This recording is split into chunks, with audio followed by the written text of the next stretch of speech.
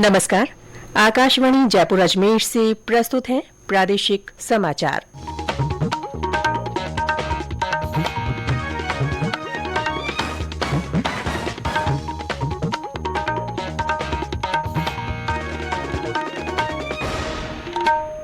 मुख्य समाचार।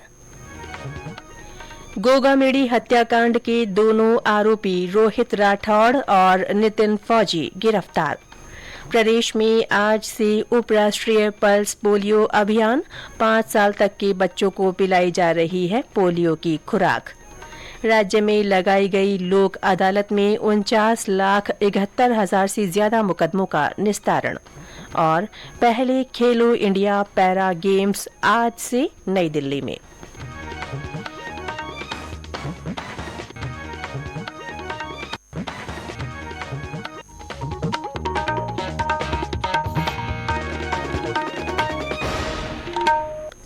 समाचारों के साथ मैं रितिका गुप्ता।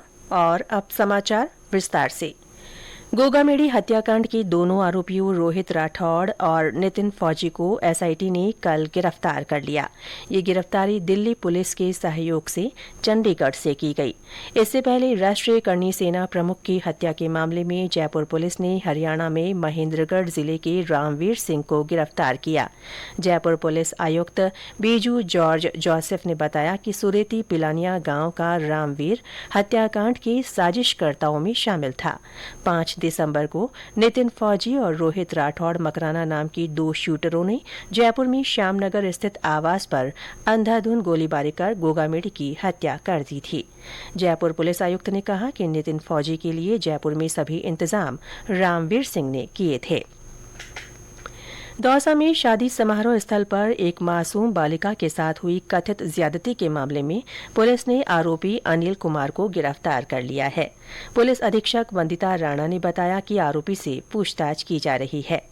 राजस्थान राज्य बाल अधिकार संरक्षण आयोग ने इस मामले में संज्ञान लिया है।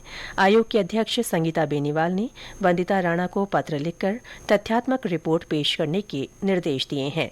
उन्होंने कल अस्पताल पहुंचकर पीड़ित बालिका और उसके परिजनों से मुलाकात की। प्रदेश में नई सरकार के गठन की कवायद जारी है। भाजपा विधायक दल की बैठक के लिए पर्यवेक्षक रक्षा मंत्री राजनाथ सिंह, राज्यसभा सांसद सरोज पांडे और राष्ट्रीय महासचिव विनोद तावड़े के आज जयपुर पहुंचने की संभावना है। पर्यवेक्षकों की विधायकों से चर्चा करने के बाद मुख्यमंत्री का नाम तय किया जाएगा, जिसके बाद आधिकारिक रूप से मुख्यमंत्री के नाम की घोषणा की जाएगी। भाजपा प्रदेश अध्यक्ष सीपी जोशी ने कहा है कि विधायक दल की बैठक को लेकर जल्दी ही सभी विधायकों को सूचना दे दी जाएगी।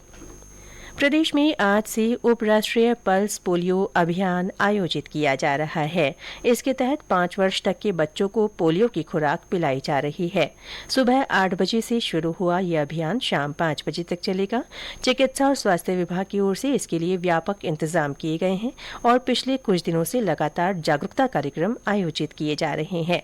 बाड़मेर से हमारे संवाददाता ने बताया कि जिले में 4,28,000 से ज्यादा बच्चों को पोलियो रोधी खुराक पिलाई जाएगी। मुख्य चिकित्सा एवं स्वास्थ्य अधिकारी डॉक्टर CS गजराज ने बताया कि पल्स पोलियो टीकाकरण अभियान के तहत बाड़मेर जिले में 4,28,000 बच्चों को पोलियो रोधी खुराक पिलाई जाएगी। इसके लिए जिले में 119 बूथ बनाए गए हैं। इन बूथों पर 8,594 वैक्सीनेटर और 334 सुपरवाइजर नियुक्त किए गए हैं। उन्होंने कहा कि आज वंचित रहे बच्चों को कल और परसों घर घर जाकर यह खुराक पिलाई जाएगी। जसवंत सिंह डूडी, आकाशवाणी समाचार, बाड़मेर। आज पोलियो खुराक से वंचित रहने वाले बच्चों को कल और परसों घर घर जाकर स्वास्थ्यकर्ता ये दवा पिलाएंगे। प्रशासनिक सुधार और लोक शिकायत विभाग ने राष्ट्रीय ई गवर्नेंस पुरस्कार के लिए योजना और वेबसाइट की शुरुआत की है। इस योजना का उद्देश्य ई गवर्नेंस संबंधी पहलों में उत्कृष्टता को बढ़ावा देना है। ये योजना ई गवर्नेंस की सफल समाधान में नवाचार को प्रोत्साहित करने के लिए शुरू की गई है। वर्ष 2024 के लिए नामांकन इस महीने की 29 तारीख तक विभाग की वेबसाइट पर किए जा सकते हैं। ये समाचार आकाशवाणी जयपुर अजमेर से प्रसारित किए जा रहे हैं। राज्य विधिक सेवा प्राधिकरण की ओर से कल आयोजित की गई राष्ट्रीय लोक अदालत में 49,71,103 मुकदमों का निस्तारण किया गया। इस दौरान 11 अरब 94 करोड़ 43 लाख से ज्यादा के अवार्ड जारी किए गए। लोक अदालत में मुकदमों के निस्तारण के लिए 505 बेंचों का गठन किया गया था। इन अदालतों में राजीनामा योग्य फौजदारी प्रकरण, चेक अनादरण प्रकरण, धन वसूली, मोटर दुर्घटना मामले, लेबर विवाद, भूमि अधिग्रहण और राजस्व मामले सहित अन्य मामले रखे गए।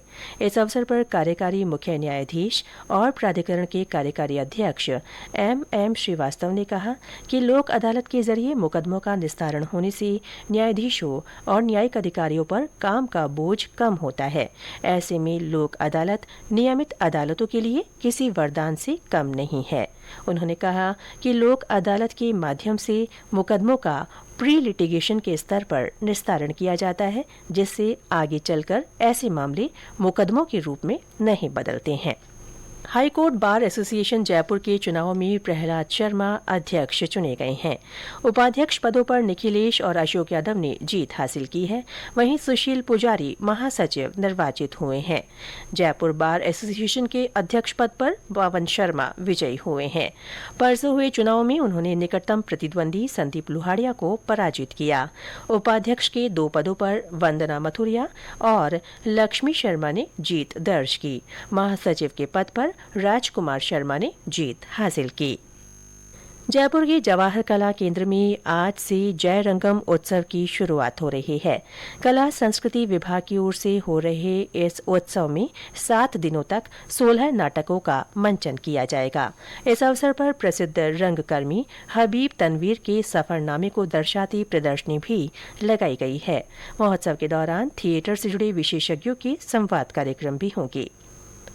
उदयपुर में आज से राष्ट्रीय बाल साहित्यकार सम्मेलन किया जा रहा है। महाराणा प्रताप कृषि और प्रौद्योगिकी विश्वविद्यालय में हो रहे इस सम्मेलन में राजस्थान सहित 7 राज्यों के बाल कलाकार भाग ले रहे हैं। सम्मेलन में सम्मान समारोह, पुस्तक लोकार्पण और समीक्षा सत्र भी होंगे। प्रदेश में कई स्थानों पर तेज सर्दी का दौर जारी है। वहीं कुछ स्थानों पर कोहरा छाए रहने से जनजीवन प्रभावित हो रहा है। माउंट आबू में कड़ाके की ठंड का असर बना हुआ है। यहां आज न्यूनतम तापमान 1 डिग्री सेल्सियस रिकॉर्ड हुआ। श्रीगंगानगर में कोहरे और ठंडी हवाओं के कारण लोगों की दिनचर्या पर असर पड़ा है। ब्यौरा हमारे संवाददाता से।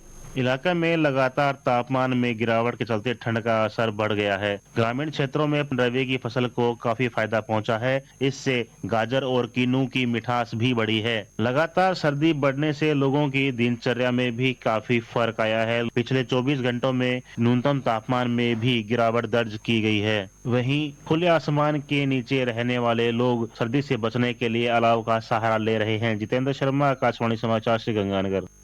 मौसम विभाग के अनुसार बीते 24 घंटों में सीकर, चूरू, हनुमानगढ़, जालौर और सिरोही में न्यूनतम तापमान 9 डिग्री सेल्सियस से नीचे रहा। पहले खेलो इंडिया पैरा गेम्स आज से नई दिल्ली में शुरू हो रहे हैं।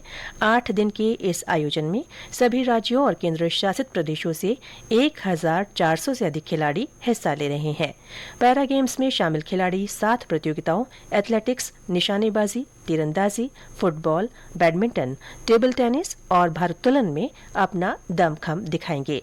इन खेलों का उद्देश्य पैरा एथलीटों को अपने कौशल का प्रदर्शन करने और करियर विकसित करने का अवसर देना है। भारत और इंग्लैंड के बीच खेली जा रही महिला टी20 क्रिकेट श्रृंखला का तीसरा और आखिरी मैच आज खेला जाएगा। मुंबई के वानखेड़े स्टेडियम में ये मैच शाम 7 बजे से शुरू होगा। इससे पहले दूसरे मैच में इंग्लैंड ने भारत को 4 विकेट से हरा दिया। भारतीय टीम का 81 रन का आसान लक्ष्य इंग्लैंड ने 11 ओवर और 2 गेंदों में 6 विकेट के नुकसान पर हासिल कर लिया। और अंत में मुख्य समाचार एक बार फिर। गोगामेडी हत्याकांड के दोनों आरोपी रोहित राठौड़ और नितिन फौजी को गिरफ्तार कर लिया गया है।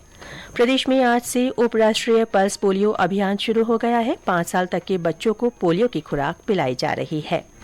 राज्य में लगाई गई लोक अदालत में 49,71,000 से ज्यादा मामलों का निस्तारण किया गया। और पहले खेलो इंडिया पैरा गेम्स आज से नई दिल्ली में शुरू हो रहे हैं। इसके साथ ही प्रादेशिक समाचार बुलेटिन समाप्त हुआ। नमस्कार।